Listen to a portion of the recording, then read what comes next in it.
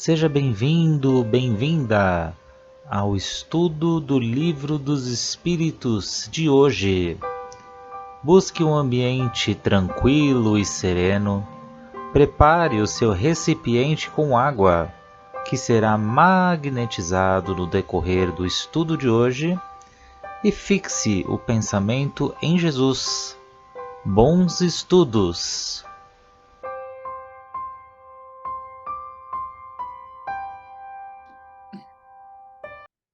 Olá a todos, sejam todos muito bem-vindos aqui ao nosso grupo de estudos do Livro dos Espíritos, esse livro base. E olha só, hoje vamos dar continuidade aqui no livro segundo, que estamos no capítulo 7º e Retorno à Vida Corporal.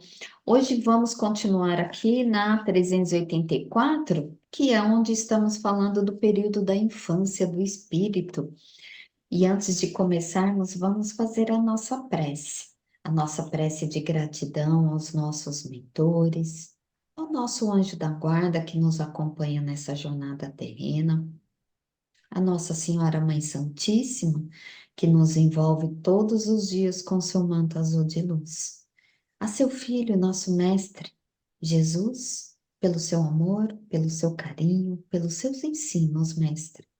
E gratidão a Deus por essa linda oportunidade terrena. E pedimos licença para adentrarmos às questões de hoje do Livro dos Espíritos com muito respeito e gratidão. Que assim seja, graças a Deus e graças a Jesus.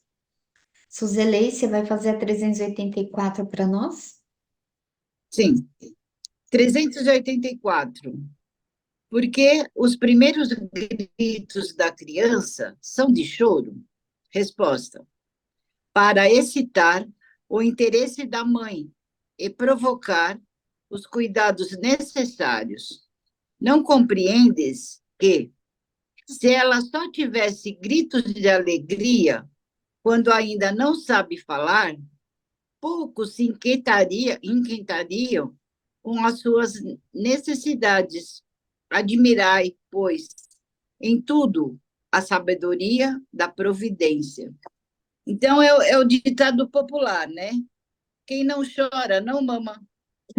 Se os gritos fossem de alegria, a criança não chamaria a atenção da mãe e dos que cuidam dela. Os choros são chamados para que elas sejam cuidados. Tudo é planejado no plano espiritual. Somos egoístas. E o próximo, mais próximo nosso nesse momento, é essa criança. Uma mãe extremamente omissa, egoísta, materialista, que tem, por exemplo, existe tanto, gente, o amor do marido, aquele sentimento de posse, né, que ela tem pelo marido, que é um amor doentio, né? Essa mãe poderá rejeitar essa criança, pois vê nela uma concorrente a esse amor doentio pelo marido. Poderá também, se ela for extremamente vaidosa, culpar a criança pela deformidade, né, que a gravidez deixou no corpo dela, muitas vezes, né? E poderá ignorar esse choro quando não faz coisas piores, né? Tem criança, tem mulheres que até assassinam essa criança. Tá claro também que tem as ligações espirituais, as provas, expiações que ela não cumpre, né? Também. Agora, numa mãe extremamente amorosa, uma mãe que faz da sua reforma íntima, seja em que religião for, né? O choro da criança, quando essa criança nasce, vai ser o único choro que ela quer ver na vida, porque todos os outros choros vão ser de preocupação para essa mãe, né? E para quem cuida dessa criança, que tem amor por essa criança. E o que deixa ela feliz, e que a deixa feliz, né? Serão motivos, pois o primeiro choro da criança, ela vai estar feliz porque é o choro que demonstra a vida, que todos aqueles 9 meses que ela carregou, nasceu aquele serzinho, Então, aquele choro demonstra, está viva, né? Tem vida, veio, é o meu filho, é a minha filha. E os outros choros não. Os outros choros, ela vai perceber que são motivos de preocupações, né? Nesse momento que a criança nasce também, até os desencarnados, os espíritos afins, eles ficam muito felizes, né, com esse choro aí de alegria. E a mãe, ao longo do tempo, ela vai percebendo o significado de cada choro da criança. É uma cólica, é uma birra, né? É um é uma doença. Ela sabe interpretar exatamente o tipo de choro, ela identifica esse é de cólica, esse é de uma dor maior, esse é de fome, né? Então, ela vai interpretando. Então, foi isso que eu entendi. Então, o primeiro grito da criança é uma alegria, né, para todas aquelas pessoas envolvidas com ela, porque significa a vida, né, a oportunidade dessa vida. E com certeza, nessa mãe amorosa, ela não vai doer cada outro choro que essa criança tiver, a não ser que seja o choro de alegria, né? E como é que fala? O amor de Deus, né? Ele coloca esse choro como o nascimento da vida para provocar toda essa emoção naquelas pessoas ali envolvidas, né? Foi isso que eu entendi.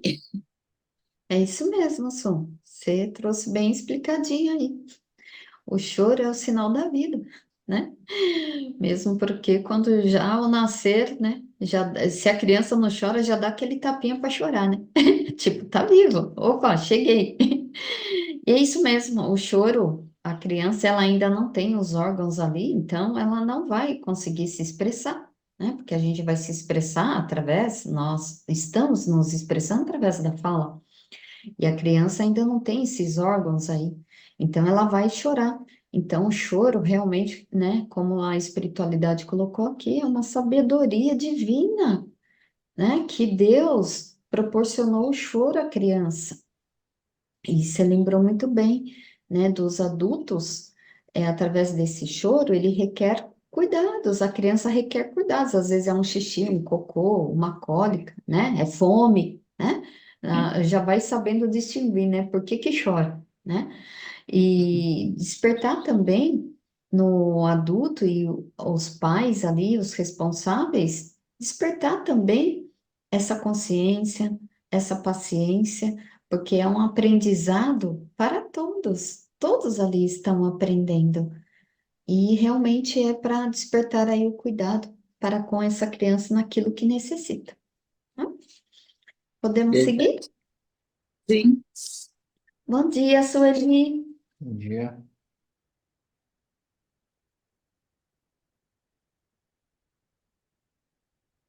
Vamos seguir. Bom dia. É, Bom dia. 385. Qual o motivo da mudança que se opera no seu caráter a uma certa idade e particularmente ao sair da adolescência? É o espírito que se modifica?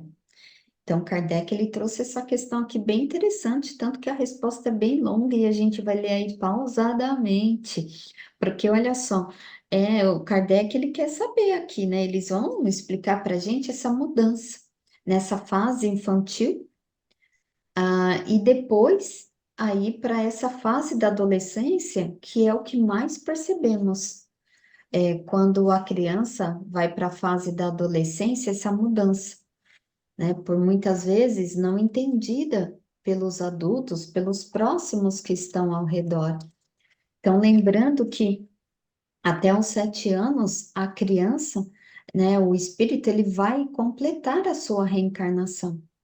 E esse meio onde ele vive vai interferir muito nessa personalidade, vai auxiliar nesse novo aprendizado, nessa nova educação, porque, como já falamos em estudos anteriores, a criança, mesmo que pequena, né, com 4 anos, 3 anos, 2 anos, ela vai mostrando as suas tendências. Então, é o momento que o adulto, que os pais têm aquele momento para arrumar, corrigir essas tendências. Porque o espírito ele vai mostrando, mas é até os 7 anos, gente, a gente tem esse tempo aí, olha só, né, para auxiliar essas crianças aí. E aí, quando passa para a adolescência, aquela junção do aprendizado e do que o espírito já trouxe.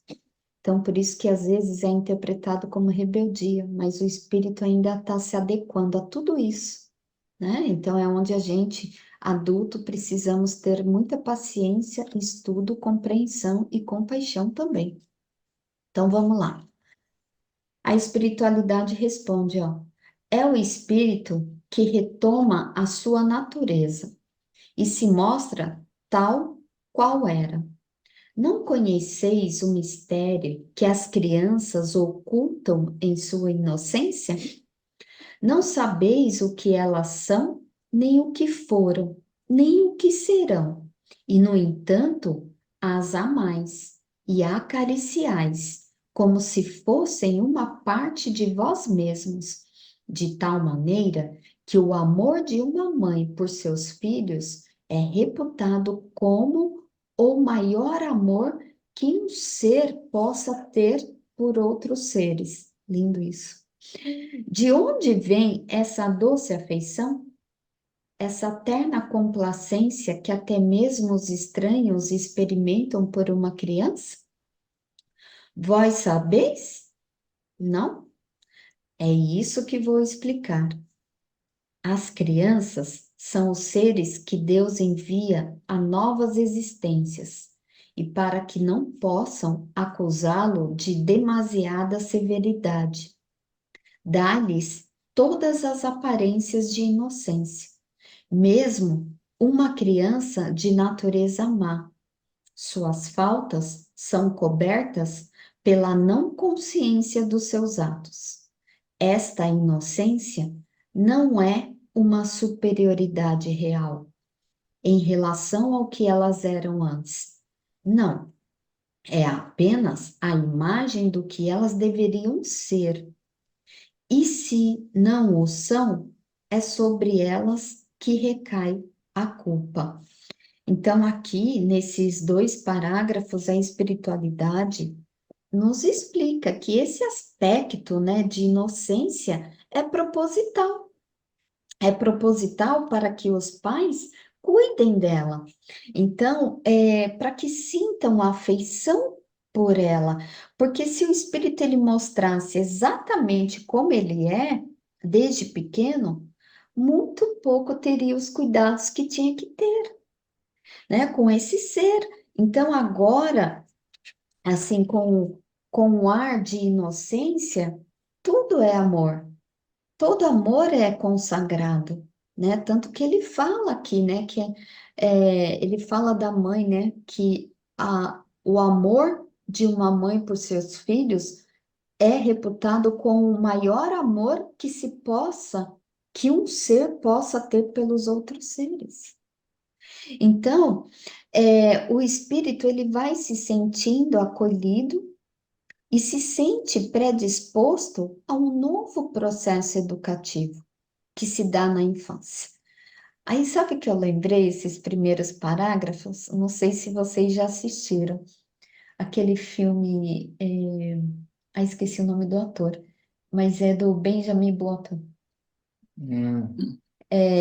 Já assistiram, gente? É muito interessante. Ele nasce velho, ele nasce com aparência de velho.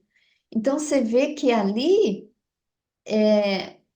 as pessoas ao redor olham né? É difícil, né? Transmitir aquele amor, aquele carinho, aquele cuidado. Por quê? Porque pela aparência, né? Eu só trouxe aqui um exemplo, mas quem não assistiu, assista, é muito interessante, porque esse filme mostra que ele não nasceu como as outras crianças, né? Com aquele aspecto bonitinho, pequenininho, né, aquela feição, né, aquela pelezinha de bebê, né, que a gente fala, né, pelezinha de bebê mesmo, né, que a gente fala assim, ai, é um anjinho, né, a gente fala de uma maneira carinhosa, mas a gente sabe que é muito difícil a gente receber um anjo, a não ser que esse anjo ele venha por uma missão, né? Mas vale lembrar aqui que hoje em dia estamos recebendo muitas crianças com inteligências, né? Que a gente fala, nossa, olha como é inteligente, né? Crianças que se destacam pela sua compaixão, pela caridade, né? Pela aquela fraternidade de querer ajudar o outro, né? Quantas crianças às vezes a gente não vê, né? Uma vez o meu sobrinho, a gente estava no shopping, ele foi ajudar uma senhora a descer a escada rolante dele, partiu dele, né? Então, as crianças, elas vêm com essa predisposição também da caridade, dessa fraternidade. Então, isso é bacana, a gente olhar para isso também. E vamos seguindo aqui. Mas não é somente por elas que Deus lhe dá esse aspecto. É também, sobretudo, por seus pais, né? Como eu comentei aqui, né? Porque a gente olha aquele serzinho, a gente se encanta, né? Então a gente vai depositando, trabalhando todo esse amor, cujo amor é necessário à fragilidade infantil. E esse amor seria extraordinariamente enfraquecido pela presença de um caráter impertinente e acerbo. Enquanto, supondo os filhos bons bons e ternos, supondo os filhos bons e ternos, dão-lhes toda a afeição e os envolvem nos mais delicados cuidados, né? Então, aqui vale uma reflexão também, porque muitos pais, sem julgamentos, mas ao invés de se dedicarem aos filhos, né, a esse processo educativo, acham mais fácil, né, para não incomodar, dar o que as crianças querem. E isso, as crianças, elas podem ficar muito exigentes ali.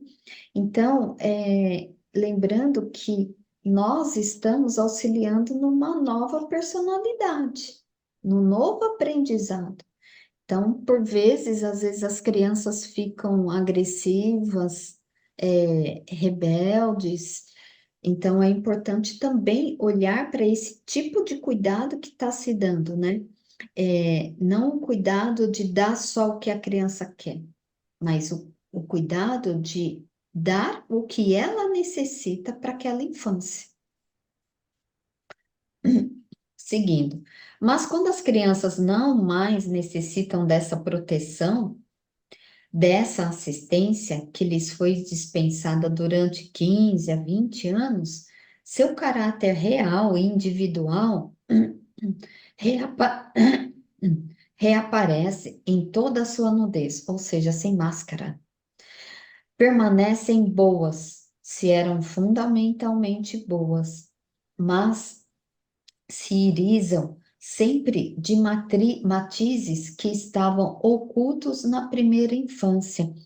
Então, é interessante aqui que eles falam, né, que quando o ser aí ele está nos 15, 20 anos, né, a fase da adolescência para a fase adulta, o ser que é bom, que já desenvolveu as qualidades, ele vai se mostrar sim com essas qualidades. Porém, aquele que ainda tem muito que aprender, que são aqueles espíritos ainda imaturos, que quando chega a adolescência, a fase adulta, eles vão continuar, gente, com essa mesma imaturidade espiritual. Ou seja, uma infantilidade do espírito, não infantilidade de, falando no âmbito da idade em si, né? Mas a inferioridade do espírito. Por quê? porque é a característica que o espírito ele traz, né? E lembrando, essa fase da adolescência é aquele choque do que ele recebeu e do que ele já é. E nós sabemos que, assim, pela lei aqui humana, o adolescente é a partir dos 12 anos de idade. Então, quando ele tem aí 15, já está, né, saindo quase da fase da adolescência. Ele está na fase da adolescência, mas ele já vai apresentando mais forte o que ele é e o que ele aprendeu. Depois é aquele tal negócio, né, gente? Não adianta chorar o leite derramado. Ah, eu deveria ter feito isso, eu deveria ter feito aquilo. Então, aí é muita luta para ir auxiliando nesse processo da personalidade, né? Seguindo, vedes que os caminhos de Deus são sempre os melhores e que quando se tem o coração puro, é fácil conceber-se a explicação a respeito. Com efeito, ponderai que o espírito da criança que nasce entre vós pode vir de um mundo em que tem adquirido hábitos inteiramente diferentes.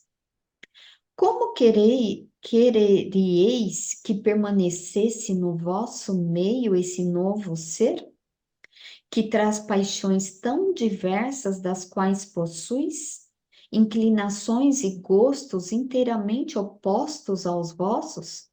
Como querereis que se incorporasse no vosso ambiente, senão como Deus quis?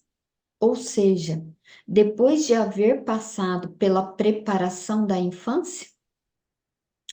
Nesta, vem confundir-se todos os pensamentos, todos os caracteres, todas as variedades de seres engendrados por essa multidão de mundos em que se desenvolvem as criaturas.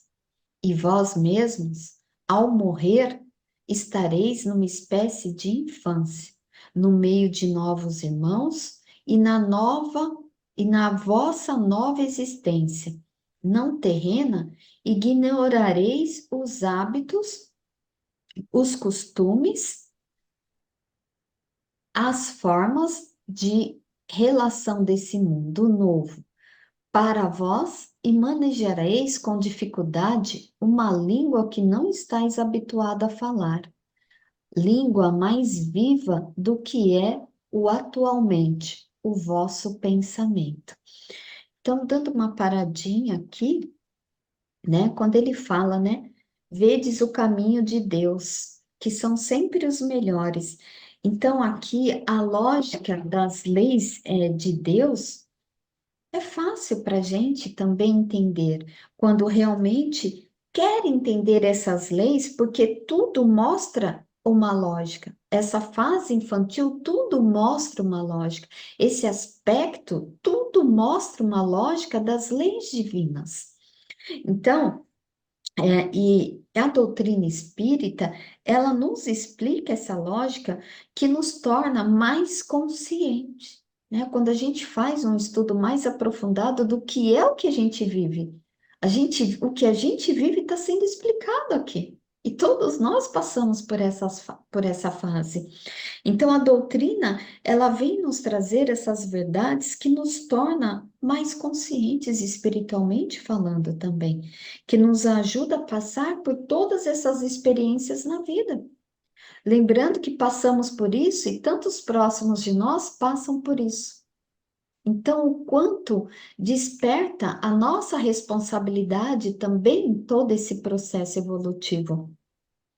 E aqui os espíritos também nos chamam a atenção que também vêm seres de outro mundo, gente, encarnar. Então, entre nós e muitas vezes na nossa própria família. Não necessariamente a gente era do planeta Terra.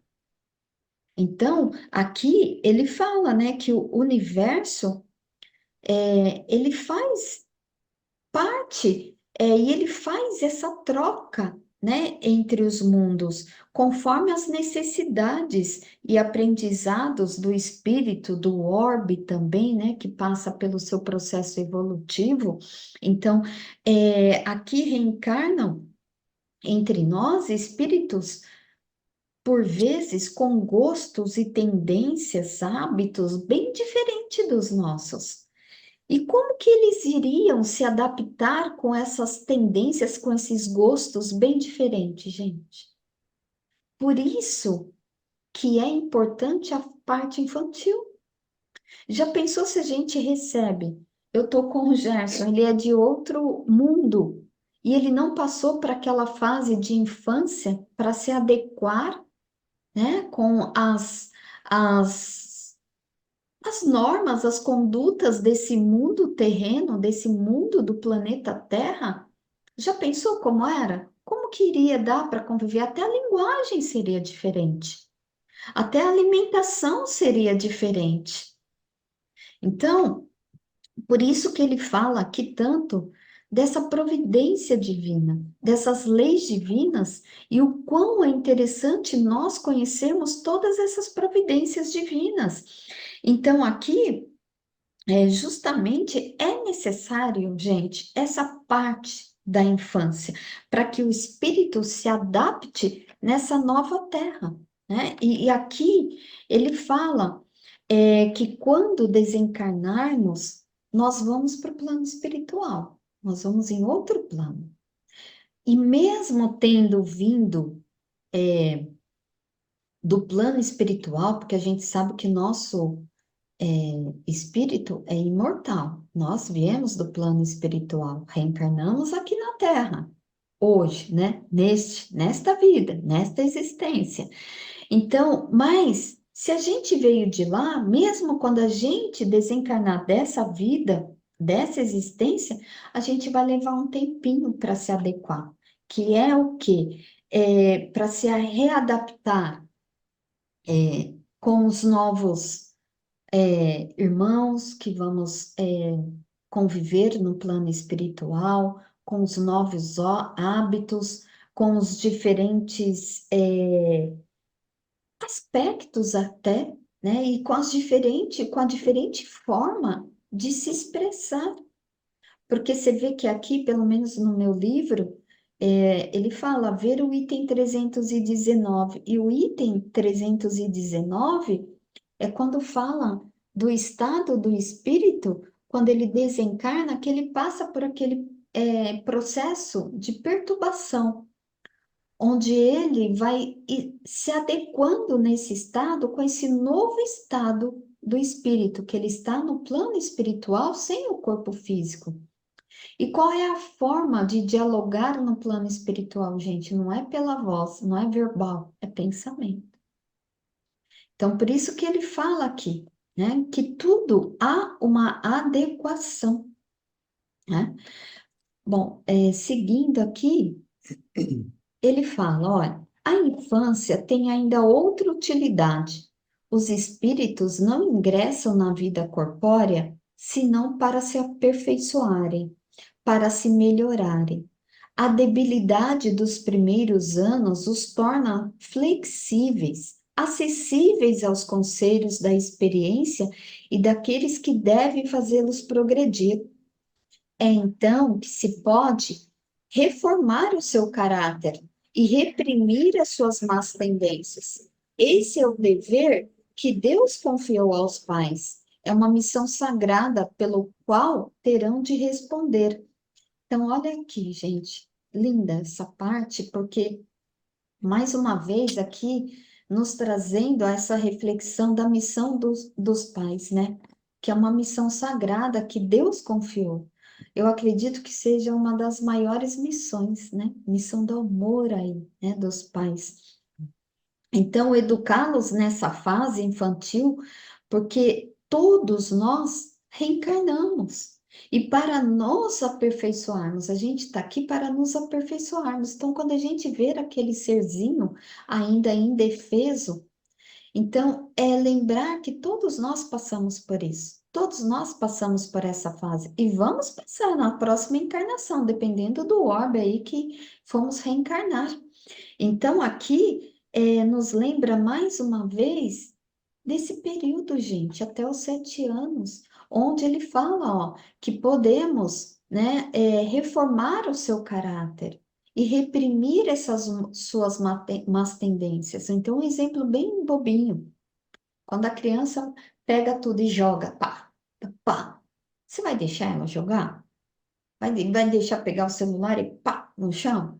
Não, é a hora que você vai aconselhar, vai reprimir, vai falar, ó, não pode, isso quebra, né? Isso é assim, assim, assim. Então é nesse momento, dei um exemplo aqui bem basiquinho, né? Mas é nisso que a gente não deve passar. Ah, é criança, faz isso mesmo. Não, né? Então, são algumas coisinhas assim que a gente vai auxiliando nessa reforma do caráter aí. E aí, a espiritualidade, ele coloca aqui, ó, no final, né, o último parágrafo.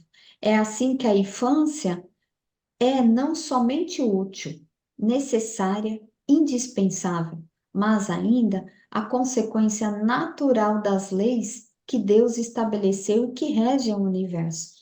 Então, é muito necessário esse período infantil, porque esclarece sobre essa importância da tarefa dos pais.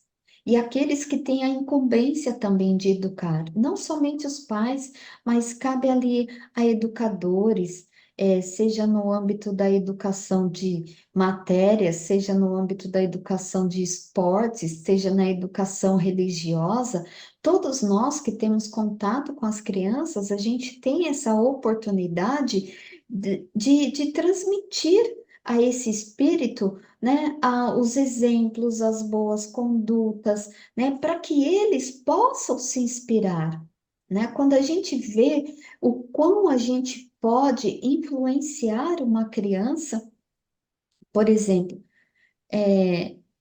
se tem um gêmeos, e se um gêmeo é criado num seio familiar e o outro vai para outra família, com outros pais, com modos diferentes, pega esses gêmeos depois e coloca, vê como é diferente, né? A criação. Por quê? Porque a criança ela vai crescendo naquele meio e ela vai se adequando ali àquelas condutas, aqueles exemplos, aquelas ações. Então, gente, também cabe uma reflexão muito bacana aqui, que é o quão a gente pode levar para esse serzinho na educação moral, na educação espiritual, a gente pode levar essa criança a Deus, falar de Deus, né? Contar histórias. Então, trazer essas verdades de Deus para que esse serzinho também ele cresça fazendo parte dessas verdades, dessa lei divina, acreditando que existe algo superior a todos nós e que devemos ser gratos a Deus, né, pelo que somos.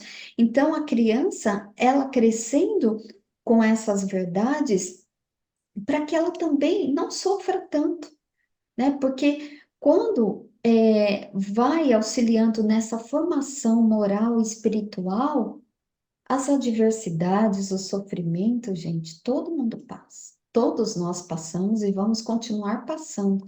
Nós estamos no mundo, no planeta Terra, que é de provas e expiações.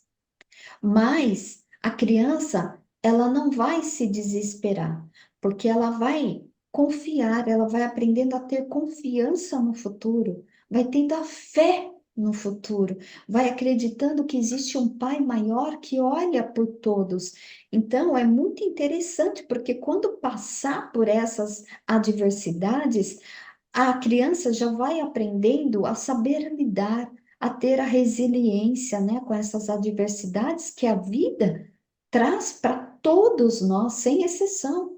Não tem exceção aqui no planeta.